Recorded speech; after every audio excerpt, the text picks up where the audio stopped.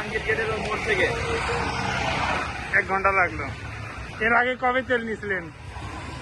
এর আগে নিচ্ছি গতকালকে নিচ্ছি 200 টাকার তেল দিচ্ছি। 1.5 ঘন্টা 2 ঘন্টা ওয়েট করে 200 টাকার তেল পাওয়া যায়। এতে আপনার তো কোনো সমস্যা হচ্ছে কিনা কি মনে হয়? সমস্যা তো অবশ্যই আছে, আমাদের এই যে সময়টা নষ্ট হচ্ছে, আমরা তো ঠিক মতো কাজ করতে পারতেছি না। কি করেন আপনি? আমি রাইড শেয়ার করি। কালকে কয়টা ট্রিপ দিতে বেরোচ্ছেন? কালকে দিই নাই, কালকে 2টা ট্রিপ দিয়েছি।